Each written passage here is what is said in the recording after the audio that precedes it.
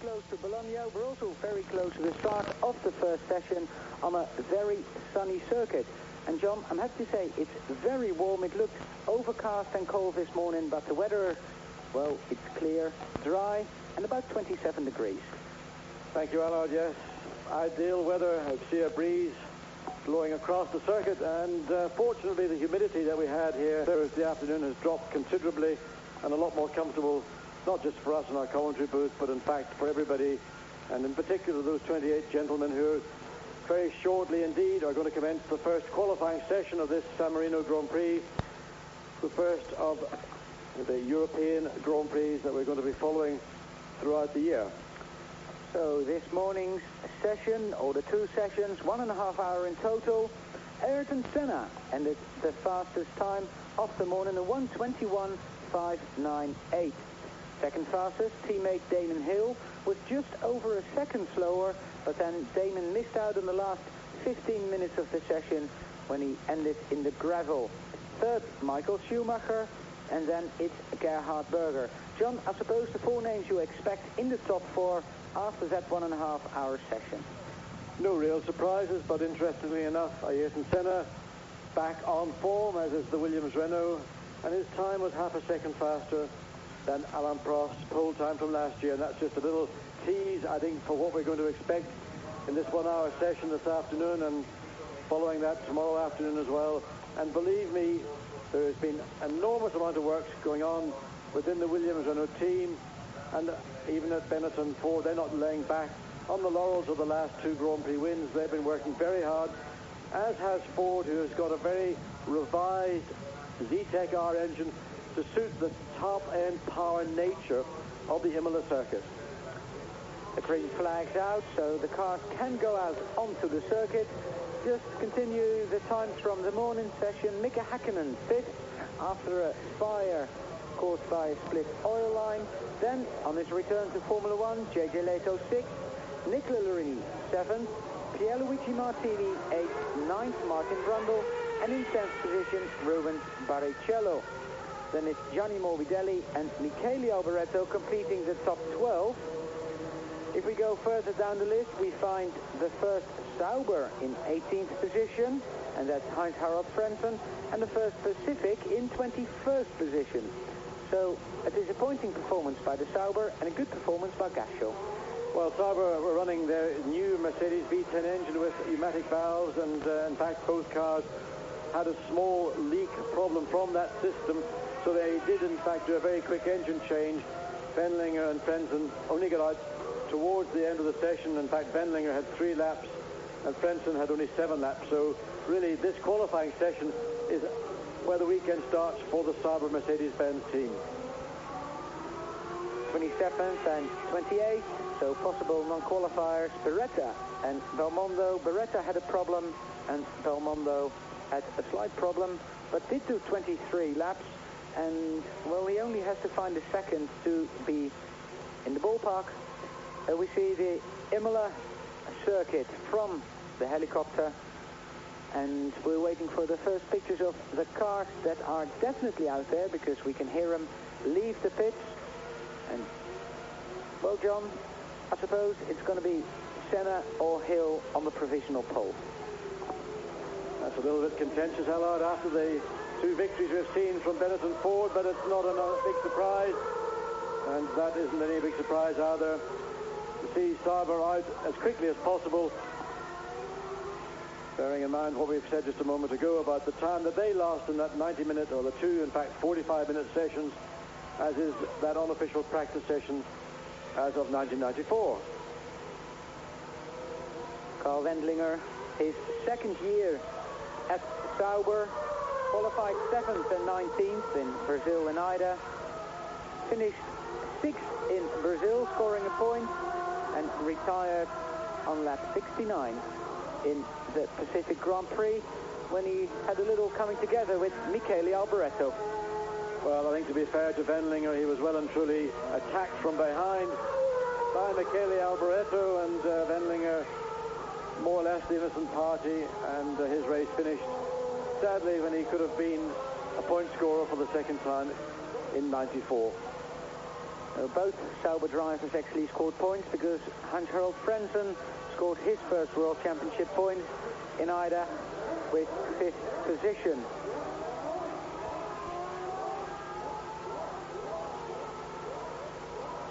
That 1:41 from Carl Wendlinger. So far the fastest time, that was on his first lap, and now a 25.584. So the first lap proper lap from Carl Wendlinger, a 1:25.584. And John, this morning Ayrton Senna, although it was cooler than it is at the moment, the 1:21.598, the track will probably be a little bit quicker, the car might be a little quicker. Are we going to see a 1:20 lap?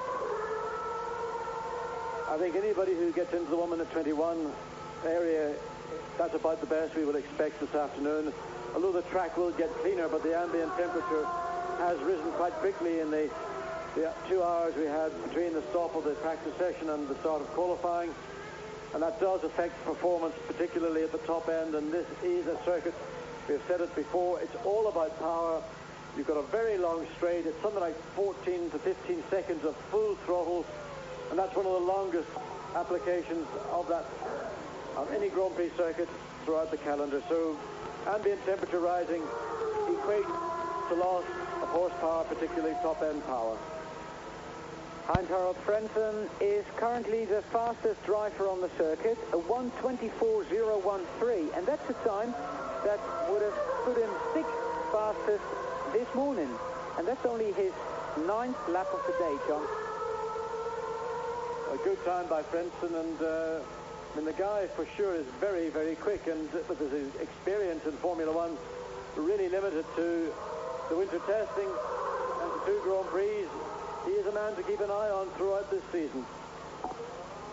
Well, there's another man who surprised a lot of people, Gianni Morbidelli.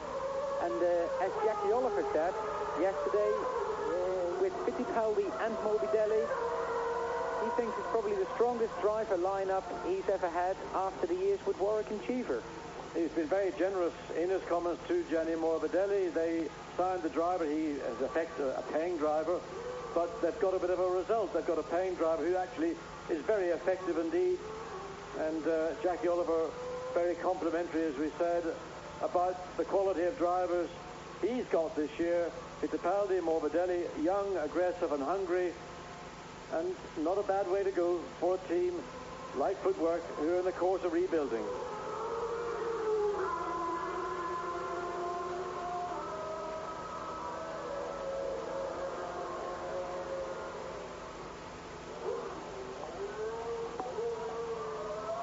.1:24.482 for Gianni Morbidelli, and that's a little bit faster than the Italian went this morning.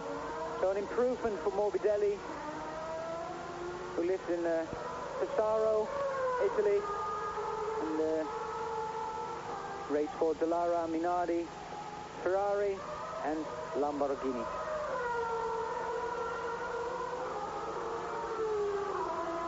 If we look towards the back of the session this morning, equally competitive, in fact probably a lot tougher in many respects.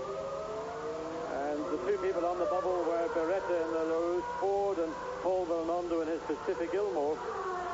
Good performance from Petron Gashu in the other Pacific, but Pedro Lamy in the Lotus Mugen Honda, really he's the man, 25th quickest. Roland Ratzenberger 0.3 of a second slower, so that's going to be very, very tight indeed. And such is the change in regulations and the corresponding tightening up of the field. There's nowhere you can sit back and say, well, I'm fairly secure. Gianni Morbidelli completing his 3rd flying lap in a time that is 24.218. So that is 2nd fastest at the moment. And 24.2 is, well, was this morning easily in the top 10. So not a good performance. And there is Paul Belmondo, has not had the best of luck. The team went to Mugello to go testing, but as most teams went there, a lot of, rain. Well, you'd think it might have been wet on the exit from the chicane for Paul Belmondo because he had the car well and truly sideways. And in effect, Pacific Grand Prix, one of the 2 new teams in Formula One this year. It's very difficult indeed, and to try and run two cars both equally and well, enormous task. Certainly Garrichello is the number one driver in the team. In fact, I understand he's probably got a small shareholding in Pacific Grand Prix as well. So focus very much on Bertrand Garrichello. But nonetheless, Paul Belmondo trying his best to get two cars into the race for the first time for Pacific. Martin Brundle had a problem this morning with a cut tyre. Now, he probably cut that out on the circuit somewhere. An unusual problem. Restricted his laps and progress, but Martin, John, very disappointed not to finish in either. He thought he had a podium position really in his sights, and unfortunately, like with Mika Hakkinen, and we've seen in the season so far, it just got too warm, and finally then the whole thing shut down. McLaren have worked extremely hard. They've worked in the areas around the radiators to try and get as much airflow through the radiator boxes, the radiators themselves, to overcome the overheating problem that's basically dogged the team since the start of the season. And in fact, recently they were in France testing at a circuit known as Danielson, where they were doing specific aerodynamic tests to study airflow over and through the car. Well, Barrichello in his Lotus on the grass. And back to Martin Brundle. So Brundle out, this is his first flying lap. And a little bit of wagging of the tail from Brundle as he comes on to the start-finish straight. And we have to wait to see, well, fourth quickest, 1:24.443, not bad for an opener. Not bad, because that's equaling his time he did this morning. So Martin Brundle as well, we're looking for an improvement, and if people keep improving the way they are, John, I think we should see an 80-second lap around this circuit before long. Whoop. Olivier Beretta spinning off with his LaRousse. John, we're going to see that same color scheme in Monaco probably as well, because there's physically not enough time to bring it back to the old Tourtel livery. We're going to take a short break here on Eurosport, and then we'll be back. Welcome back here on Eurosport, and we're back with Benetton and Michael Schumacher. But just a few seconds ago, Nicola Larini has demoted Heinz-Harald Frentzen to second with a very good lap, a 1:23.282, and that is nearly a full second faster than Larini went this morning. And the sound of that V12 Ferrari engine going past our commentary position, well, I would say that's revving well beyond the rumoured 15,000 RPM. That is their rev limit. It sounded like it was being tortured as Larini got that provisional pole lap. But here's a man I think will very quickly indeed demote Larini to being second quickest. And I wish we could just see into the Williams pit, but I'm quite sure Damon Hill, Ayrton Senna, Frank Williams, Patrick Head are glued to their monitor, because this is the man that has haunted them all year. Slightly disappointing this morning, though, for Benetton and Ford. They didn't get the kind of performance with this revised Ford Z-Tech-R engine. And Schumacher just chugging the car all around the circuit. Both Schumacher and Leto claiming they did not have enough traction, but Schumacher's got enough traction for a 1:22.564, and well, of course, that's also quicker than this morning, but 22.564 currently fastest in front of Nicola Larini, Frentzen, and now Leto is in second, then Larini, Frentzen, Morbidelli and Wenninger. So a Benetton 1-2, but we haven't seen either Williams out on the circuit yet. That time of Schumacher exactly 1 second slower than Senna achieved this morning, and Schumacher, you can see how hard he's trying right over the curve on the exit of Acqua Minerale, and now here's his principal protagonist, Ayrton Senna, and the atmosphere in Williams here in Imola is very, very professional and very determined indeed. They are not happy about the performance of their car in the first two Grand Prix. They felt that certainly the outcome of the first corner shunt was not representative of what they would have expected in the Grand Prix itself. They thought that Senna could win in Japan. They're determined to make sure he does win here this weekend. Fighting spirit. Senna going up the hill to the chicane, being watched by, of course, Frank Williams and the rest of the Williams team. Through the chicane, and now it's a rundown where Damon Hill this morning ended up in the gravel. Well, I've got a feeling this is one of those laps that Senna, over many years, has just managed to drag out of a car. And this is, in my view, Senna at his most committed and most serious. And we have to wait a few more seconds now as he exits onto the start-finish straight. Well, 22.4 is 0.8 of a second slower than he achieved this morning, but it is his first flying and timed lap. And it's good enough for provisional pole so far. So Ayrton Senna, a 1:22.430. Then it's Michael Schumacher on a 1:12. And there's a very big shunt. And that is indeed, that's at the exit of. Looking at it, it's difficult to tell who it is. Upside down, that car, both left-hand wheels, front and rear, are off. And we have to see the car pushed back. It's Rubens Barrichello, the man who's lying currently second in the World Championship. And that is a serious off for Barrichello. The red flag is out.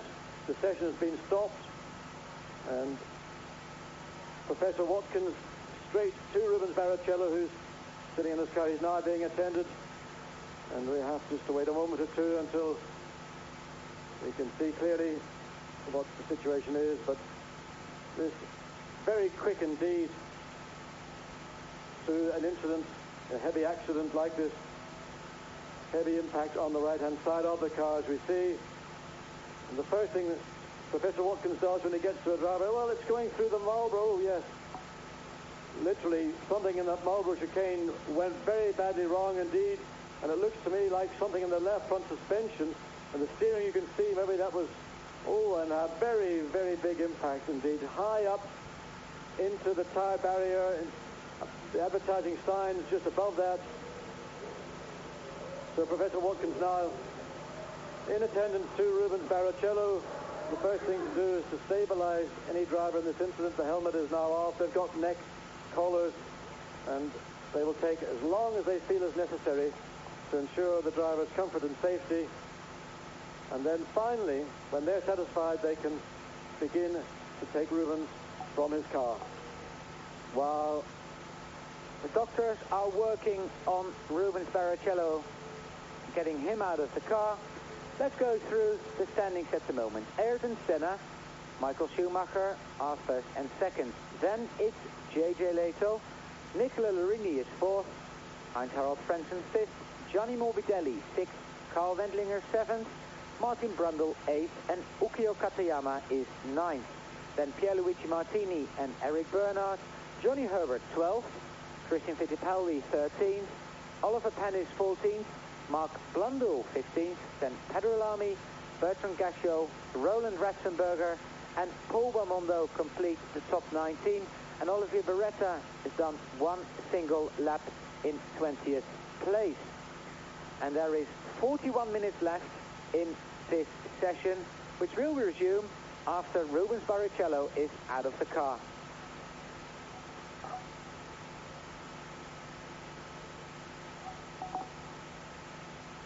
Well, John, a very big impact, and partly because Rubens Barrichello missed a tyre wall altogether. I mean, he just flew straight over the tyre wall, look, into the fence. Well, fortunately, there is debris fencing there. That's mandatory around the Grand Prix circuit these days, and that debris fencing did a superb job. It not only retained Barrichello's Jordan within the circuit, it kept all the debris, or the majority of it that we can see, also within the circuit. Here we can see, and it's so quick. I mean, that's a fourth gear, probably fifth gear, almost flat out, 130, 40 miles an hour coming through there.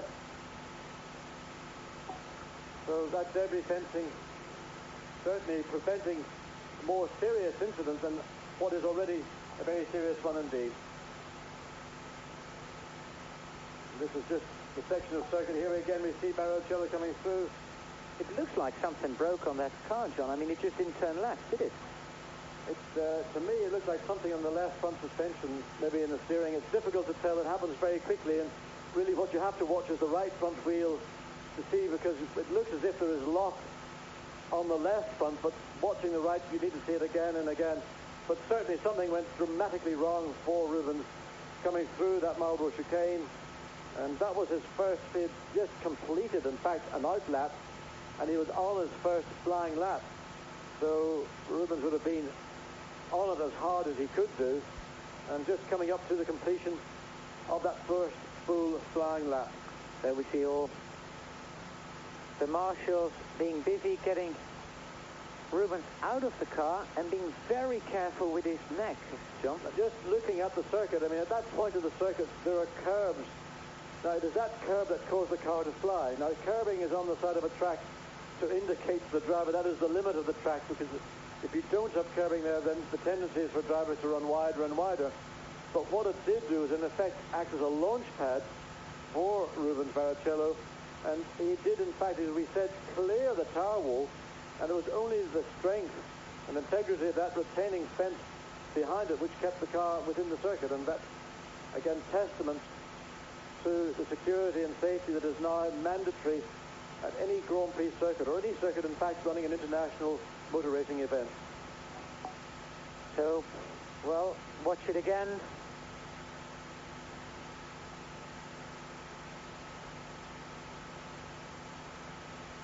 Wow, it just didn't turn left. And you can see he's on the brakes. I mean, he realized probably midway through the right-hand part of the Marlborough chicane that there was something going wrong. He then, in a fraction of a second later, knew it was going wrong because it was in real trouble. There you can see the car, massive sideways impact, comes down nose first, both right-hand side suspension wheels are off, rolls over, one. Rubens' arm, his right hand off the steering wheel, being flailed around, finishes up, upside down. The marshals, very quick indeed. You can see already on their way. Luckily, all the debris from the car staying within the circuit. Professor Watkins, who is in the pit lane, ready in a car. The medical centre, unfortunately, again, very close to this point of the circuit. So now everybody being really careful with Barrichello. They just want to make sure he hasn't got any neck injury. John, there's a program which the doctor does to make sure they can actually move Barrichello. Well, the principal thing is to make sure the driver is stable before you do anything. Helmet can at times be, in enthusiasm or in concern, be removed too quickly. And that's why people like Professor Watkins are on hand. He is the Formula One, the doctor. Nothing can be done until he arrives. As we saw, Rubens, his helmet was taken off, and so obviously he's lucid, but that support collar is placed on his neck as a precaution. They've got a special seat, which is... Here's the point of the circuit where Barrichello is off. You can see how close that tire wall, in fact, is to the circuit from the driver's point of view. Damon Hill has spun, has kept the engine running. Well done, Damon. But, John, basically, that is what happened to Damon Hill this morning. He's done a...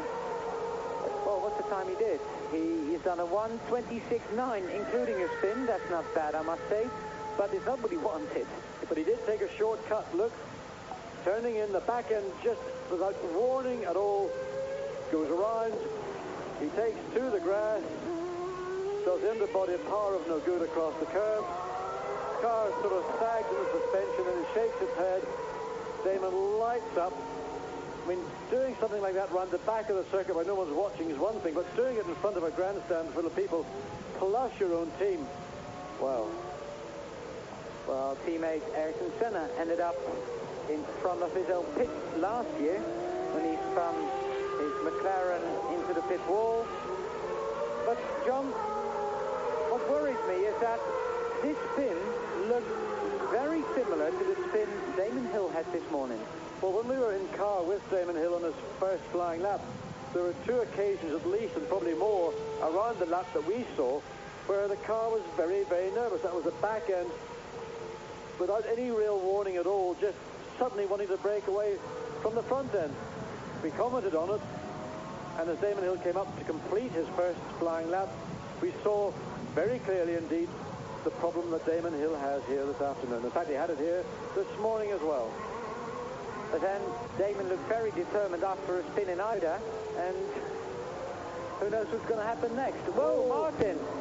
Well, Martin Brundle ran very wide indeed and stopped the car, Martin. He came very wide out of the second part of Ravazza onto the grass. The car went into a long looping slide. He tried to slow the car down, but of course on the grass. And let's see again Martin exiting. That's a very rare thing indeed to see Martin Brundle make an error. Again, the exit of Ravazza very quick. He just got the car, the two right-hand side wheels over the curb. That then almost dragged the car onto the grass. The back end starts its pendulum effect. It just continues all around. Martin onto the brakes. Still doing probably 100 miles an hour, but slowing down very quickly. But as soon as he hits the grass, it's the difference between going from a dry track to a wet track. The grass here is still enough moisture or sap in the grass to, in effect, give the feeling of a wet track.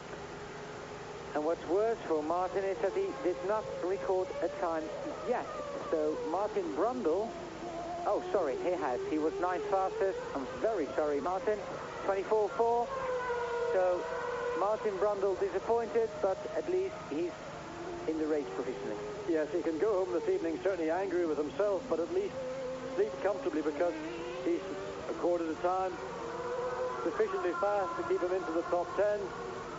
And the yellow flag there just warning Gerhard Berger that there is a car off the track.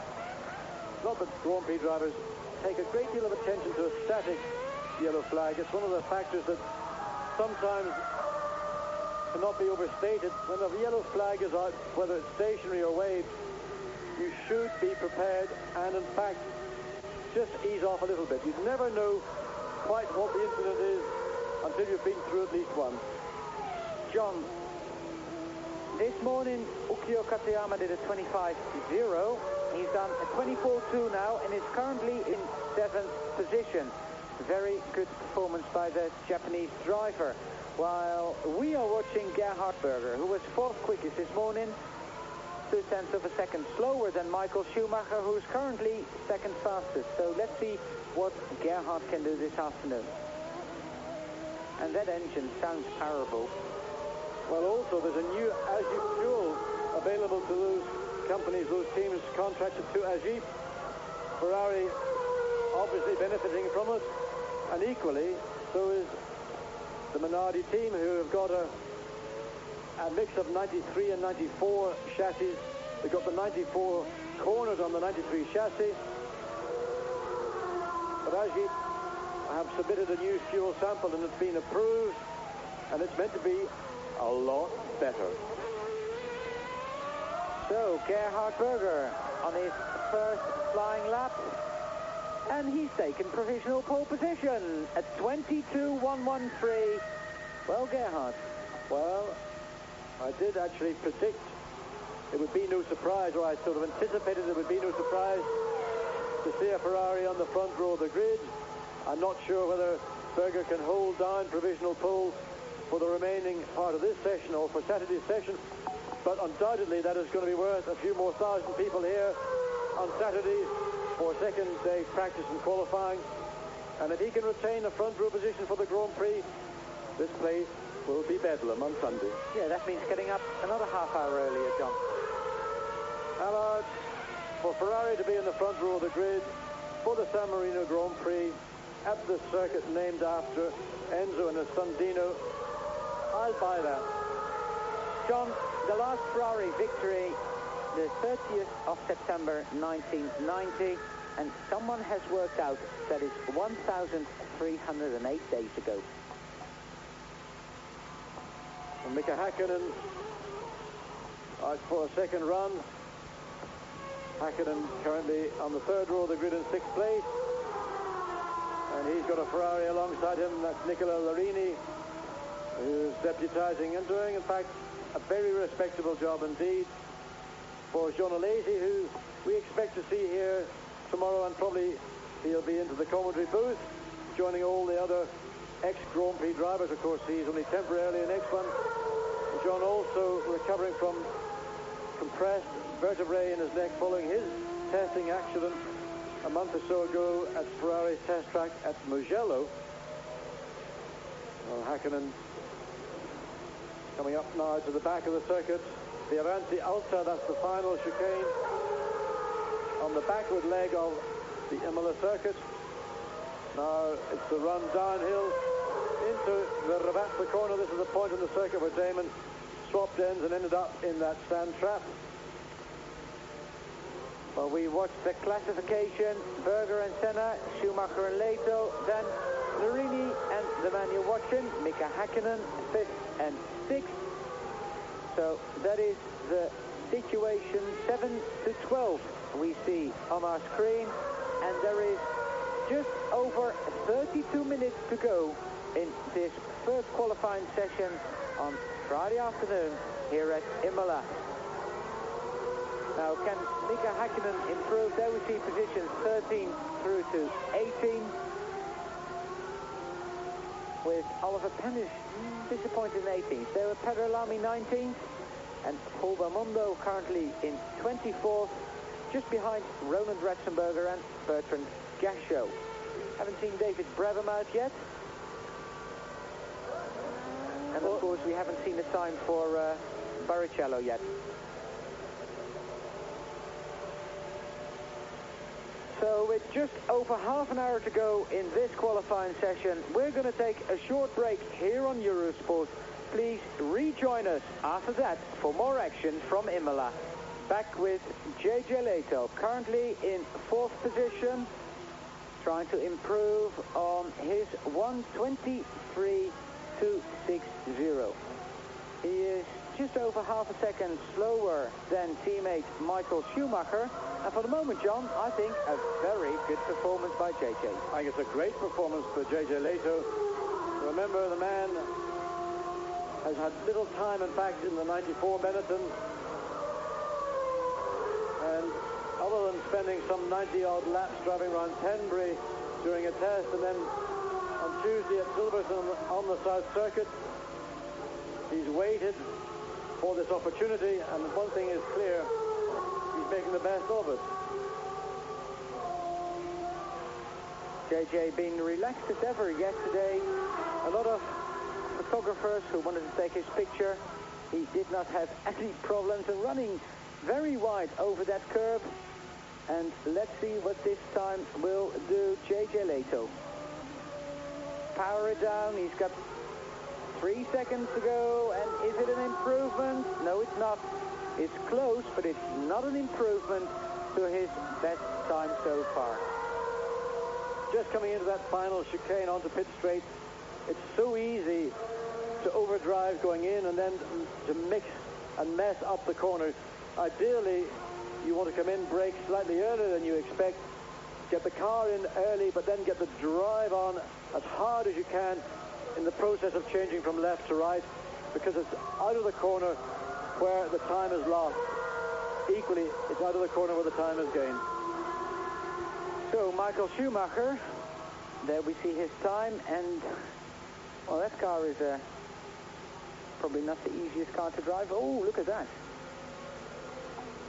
I think the reason why we're seeing so many people looking very twitchy and nervy is that they're trying to strike the balance between good top speed and, if you like, the minimum amount of downforce they need for the slower parts of the circuit, and for a corner like Tamburello here, which of course is flat out, 190 miles an hour on the exit of that corner, and the quickest cars reaching just over 200 miles an hour through the Villeneuve curve, under brakes into the Tosa Herban, and he's done it, but he's also taken pole position. Schumacher, a 1:22.015, and that is a tenth of a second faster than Gerhard Berger. So Schumacher spinning off, there we see it again, but provisional, the fastest. And also out on the circuit is Ayrton Senna. Well, we've seen probably more of the front runners have moments here at Imola than we've seen at any point during the year. And again, the balance of downforce, because what's going to happen, or what is happening, they're running low downforce to be competitive on the straight. Tosser Hairpin is one of the slowest, and not the slowest corner on the circuit. And the downforce is minimal at that speed, and if you're just a little bit too anxious turning in or a bit too quick on the wheel, the back will just pirouette round, you salt. So, Ayrton Senna, the man who scored 64 pole positions in his racing career. This is going to be number 65. He's been on pole position in Brazil, he's been on pole position in Japan. He just has not scored any points yet for his new employer.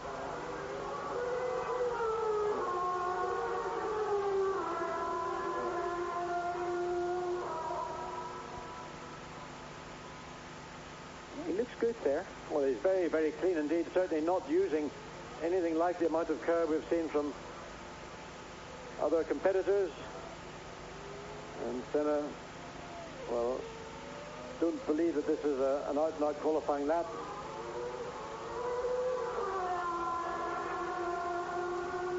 Senna, who is currently in third position behind Gerhard Berger. And if we look into seventh, we see Mark Blundell now being the fastest Toro Yamaha driver. But Ayrton Senna, well, that doesn't look like a very quick lap, to be honest.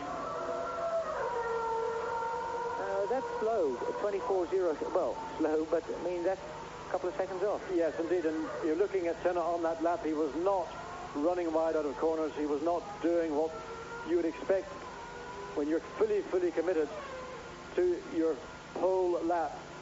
So, he was, in a sense, just building himself up, getting a feel for this particular set of tyres.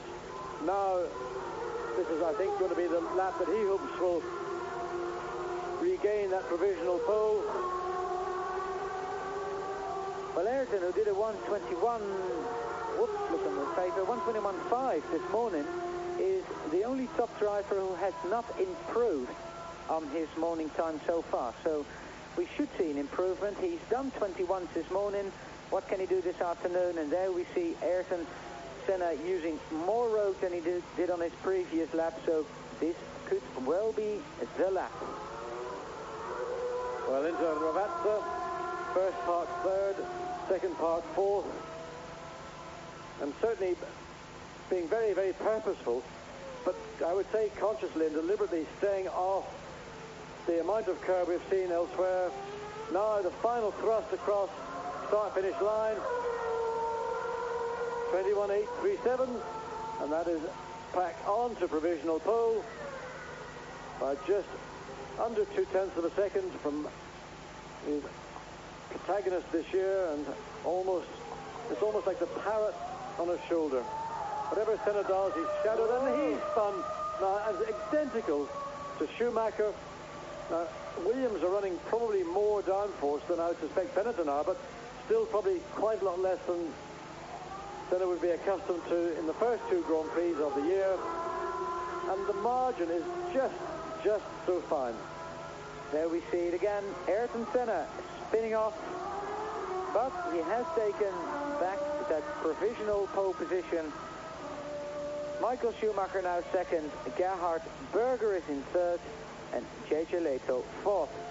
There's a number 27 Ferrari, while we are watching the classification after 40 minutes into the session. And the number 27 Ferrari being driven by the man currently fifth, Nicola Larini, 1.4 seconds behind Ayrton Senna.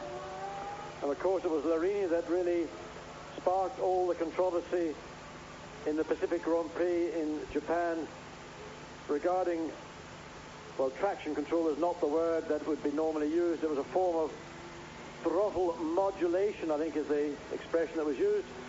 And I was surprised that as a penalty for that indiscretion, he wasn't sent off to Sicily to herd sheep, because certainly it sparked the biggest controversy in Formula One over the last 2 weeks.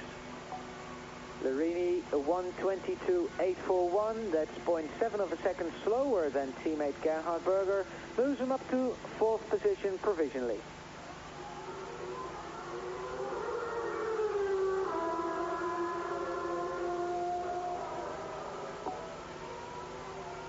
where we see that time on his 7th lap is Nicola Larini, who has now backed off and will probably go back into the pits to have a rethink.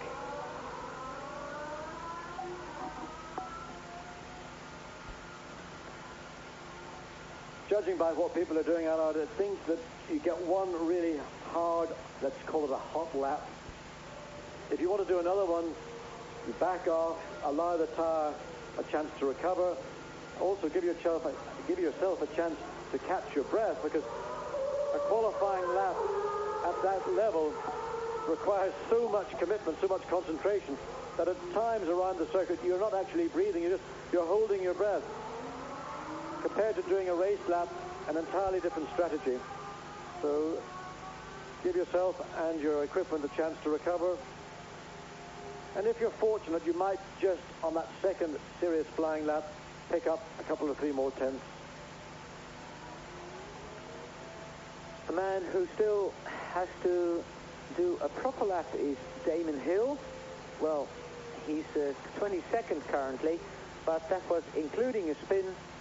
And behind him we see Olivier Beretta, Roland Ratzenberger, Bertrand Gachot, Paul Raimondo, and Olivier Beretta has spun. Exactly the same part of the circuit that we saw Rubens Barrichello much earlier in the session have that enormous accident. Olivier Beretta in his Larousse Ford looks more like a spin caused by, dare we say it, driver error, but hopefully we'll have a look at that in a moment or two and replay. He's hit the tyre barrier. Again, pretty high up, so that car equally launched by the curbing on the exit. But Beretta, all the parts. Yes, but Beretta, of course, able to hop out of the car. The only hurt he suffers will be from pride and heavy damage to the left rear corner of the Larousse Ford HB. I would certainly like to see, if we have a camera shot of it, what happened to Beretta, because it's only by watching these incidents that we can learn. And maybe his accident, he got the car sideways before he hit the curb, rather than literally just being launched in a head-on situation, as was the case with Barrichello. Watching Christian Fittipaldi, part of Arrow's Grand Prix, running the footwork Ford, currently in 17th position. Teammate Gianni Morbidelli is 10th, and well, either side of position number 10 is where we expect the Arrows, to be honest, just inside the top 10.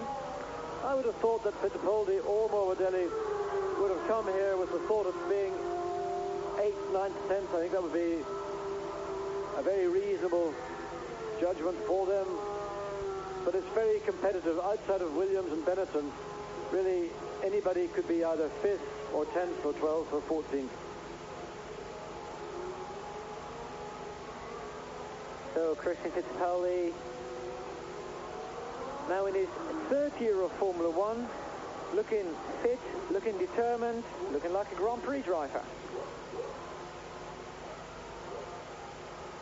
Well, coming down to this difficult downhill, breaking into the chicane just before Acqua Minerale, and that's a part of the circuit that inevitably sees people drive across the grass or into the gravel bed. One of the parts of the circuit also the Braves will try and overtake in a race, but a place on the circuit quite easy to defend. There's Mika Häkkinen, the McLaren Peugeot. Häkkinen currently 6th, 23.611 his time was, and well, that's one of the drivers who never gives up. In fact, just when we went to our last commercial break, we missed watching Häkkinen do a similar maneuver to Damon Hill. He cut off the chicane onto pit straight. In fact, watching him through the Marlborough chicane just before that, he also looked right on the ragged edge, and I suspect it was because of that he had to eventually concede and give up going through the chicane proper and took the shortcut we saw Damon Hill do. Ferrari getting out of the way nicely for Mika Häkkinen, who is in 6th, just behind JJ Leto, and there's another little battle to be fought.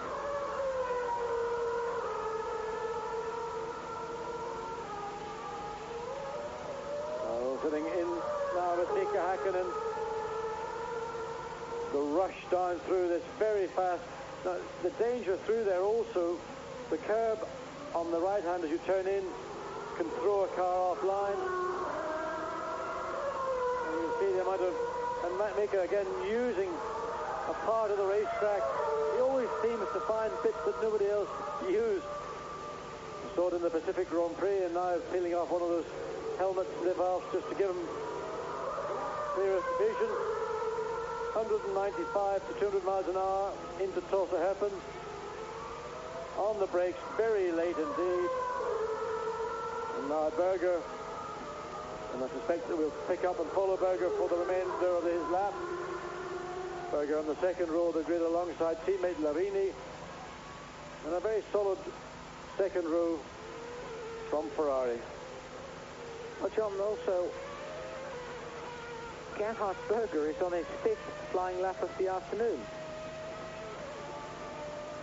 I mean, it's a very long lap, and as you say, probably the first lap is the lap you want to do it in, but he's backed off there. All of a sudden, up into the Ferranti Alta, he suddenly backed off.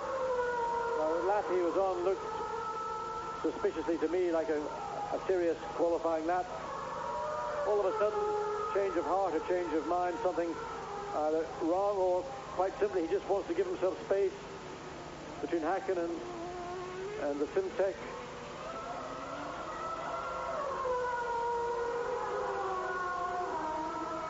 Well, Häkkinen had to beat 23.6.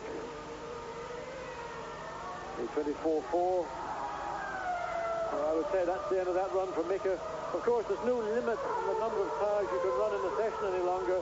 You've got 7 sets for the weekend. If you want to use all 7 and you've got the time, well, it's difficult in 12 laps to do it, but certainly some teams are trying to get through 3 sets in the first qualifying session to maximize in case on the Saturday track conditions are slower or simply it just could be wet. Häkkinen fairly slow, backed off on his way back to the pits, I suppose. If we go right to the other end, the only non-qualifier so far in 27th is Rubens Barrichello, and that is because we haven't seen David Brabham out yet, so he's basically non-qualifier for the moment as well. Roland Ratzenberger is 24th, while Senna and Schumacher are 1st and 2nd. Well, on his return to Formula 1, we did talk about JJ Leto. We did not talk about Andrea de Cesaris. So far, de Cesaris currently in 19th position on his return to F1 on a 25.906.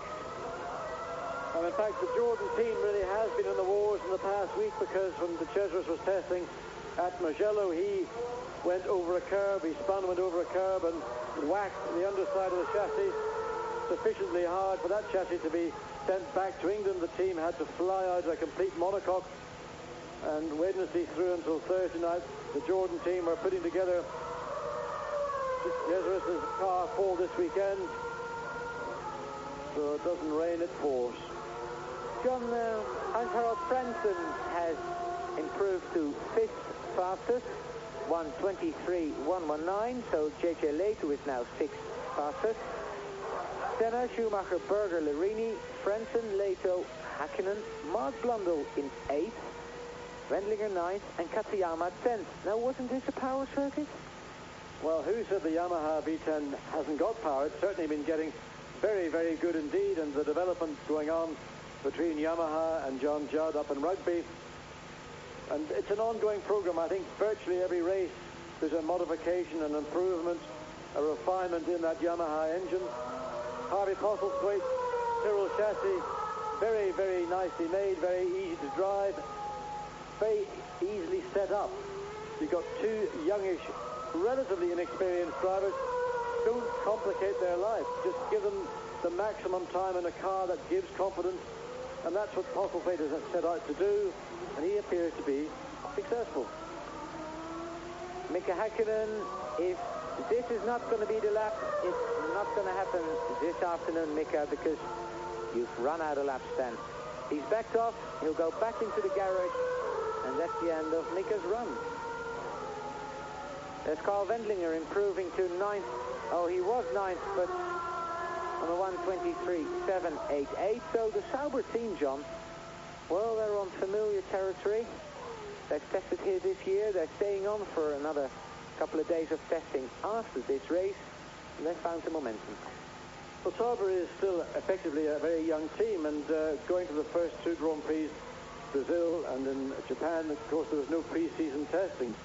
They did test here prior to the season. They had a very good test. They were very quick. And I think that they benefit probably more than a lot of the more experienced teams from that pre-season testing. And seeing Frentzen in 5th, his 3rd Grand Prix, tremendous performance. Wendlinger back in 9th. Well, this 0.6 of a second, that's quite a lot. And Wendlinger is the vastly more experienced in Formula One.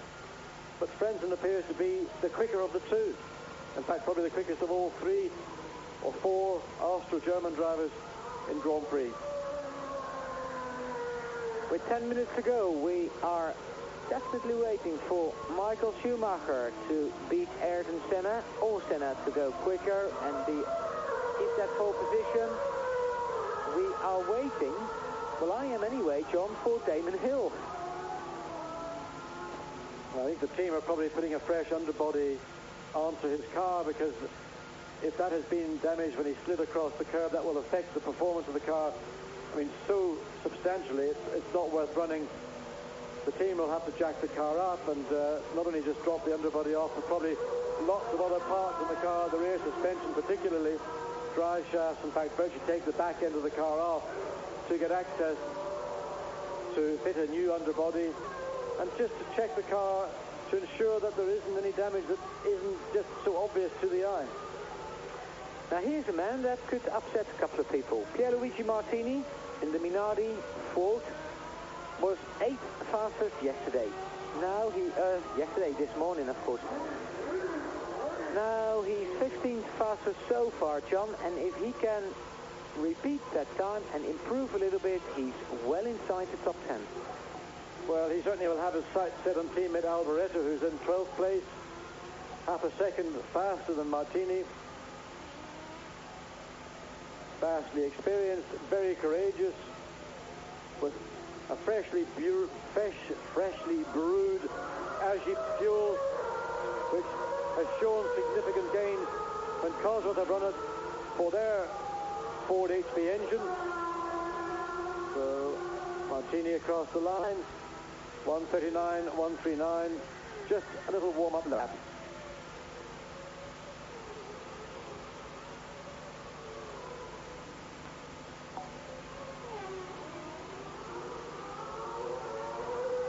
Well, Martini got a little bit wide entering into Tossa. The car slid. You saw what happened. That'll take a couple of tenths off his lap, and also the momentum up the hill, up into Tamburello, or into Piratella. That's the double left-hand corner, 4th gear in, 5th on the exit.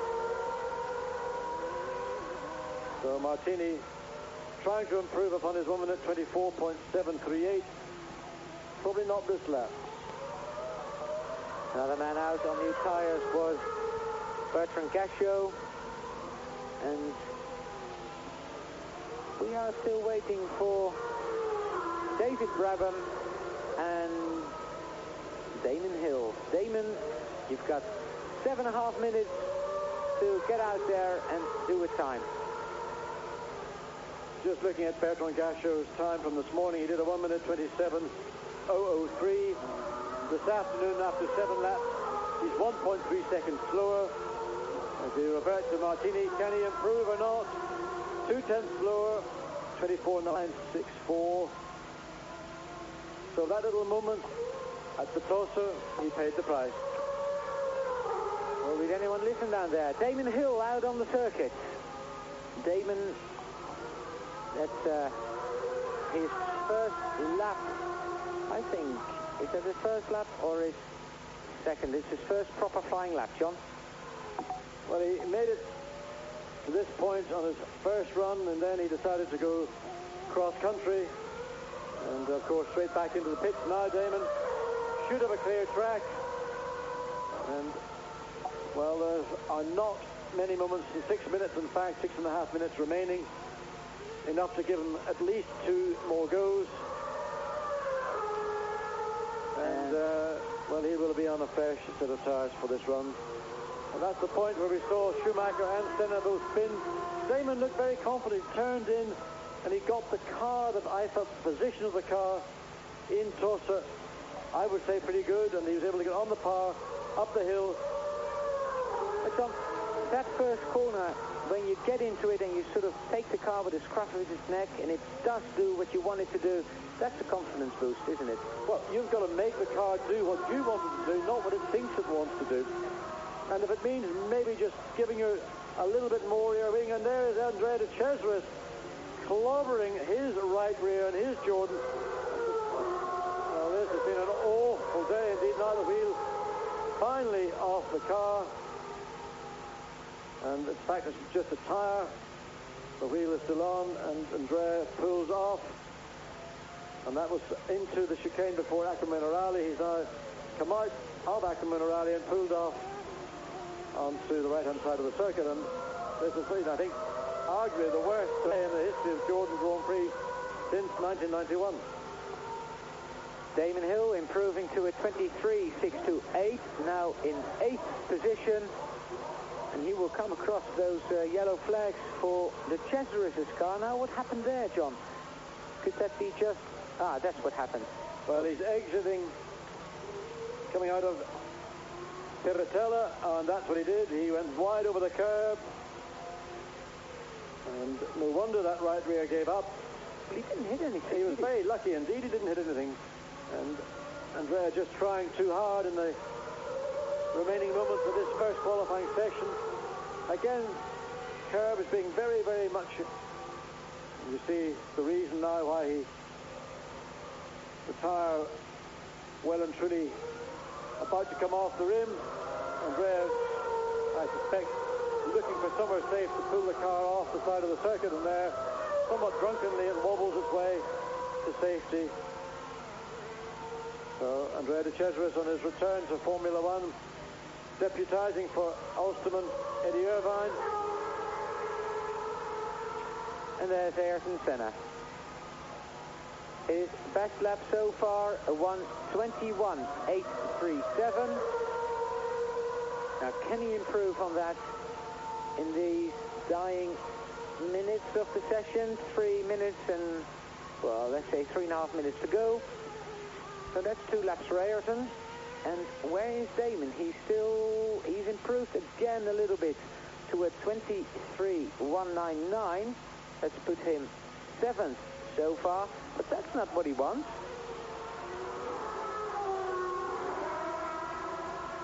Well, all the focus back onto provisional pole man Senna.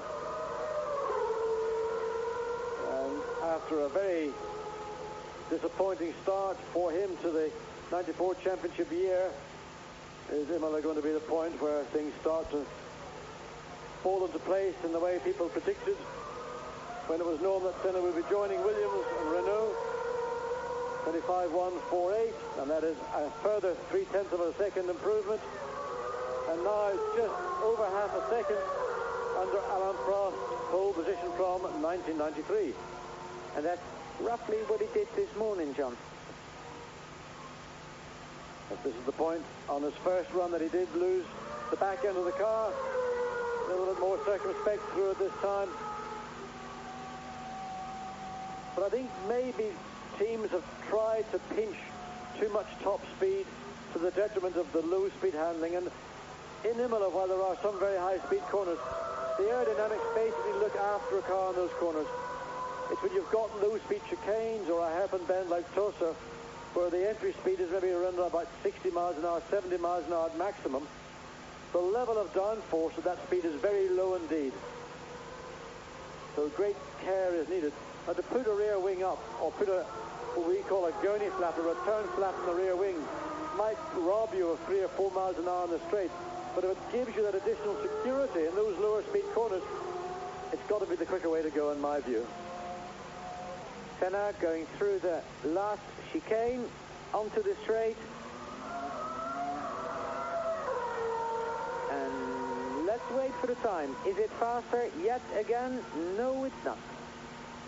Well, I thought Senna might have taken that lap somewhat easier than his first run on this set of tyres. It was 3/10 slower than the provisional pole. So he must be, I think, content with the performance now in this qualifying session. He certainly hasn't chosen to go back to the pit slowly. He's basically got time for one more lap. 1 minute remaining in Friday's qualifying session for the San Marino Grand Prix, and Damon Hill about to have his final flying lap also. Are they going to stay with Damon Hill, who did a 23.485, and well, Damon's backed off. That's the end of his session then. So disappointing. That's not a birthday present for his wife Georgie, who's got a birthday today. And 7th is not what she wanted either, I think, John. Not at all, and of course the worst aspect of it is it creates more pressure. You yourself will feel frustration at that error going across the grass at the final chicane onto pit straight, losing time in the session. Teammate, of course, Senna provisionally on pole position by 1.5 seconds, and that could be 1.5 years. Well, there's no doubt that Damon has got the ability to put himself onto the front row. Michael Schumacher, who's currently alongside Senna, is half a second behind Senna. So somewhere in that half second is where Damon Hill wants to find himself on Saturday afternoon. He probably wants to find himself in front of Ayrton Senna, John. With no cars out on the circuit anymore, the checkered flag is out. Ayrton Senna is on the provisional pole position. It's his 65th if it stays like this. Michael Schumacher is second. Then the second row, Gerhard Berger and JJ Leto. Then, very good by JJ, who improved to a 22.717 and is only 0.7 away from Michael Schumacher. Thumbs up, John. Nick Lillarini 5th, Heinz-Harald Frentzen 6th. Another very good performance. Disappointment for Damon Hill.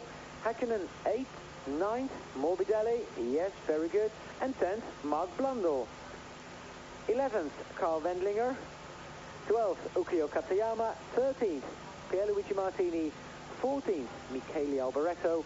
15th, Martin Brundle. Then it's Christian Fittipaldi 16th, 17th, Eric Bernard, Olivier Panis, Johnny Herbert and Andrea de Cesaris completing the top 20. Eric Comas is 21st, first. Pedro Lamy, Beretta, David Brabham, Roland Ratzenberger and Bertrand Gresho. They are the qualifiers. Belmondo and Barrichello are out for the moment. You can see all the names and all the times on your screen at the moment. And John, a good top 13. Very competitive, and for many people, well, the sight of Senna yet again topping provisional qualifying times is ominous. Imola is a circuit which undoubtedly is going to favour horsepower. It was inevitable that Williams and Renault were going to get the performance of the FW16 to where people expected it to be at the start of the year. Schumacher, Benetton and Ford were dissatisfied this morning with the overall handling and performance of the Benetton chassis. But don't underestimate Benetton and Ford, or for that matter, Michael Schumacher, because 20 points lead in the championship and 2 victories so far. He's not about to sit back and allow Senna to stick his foot into the door.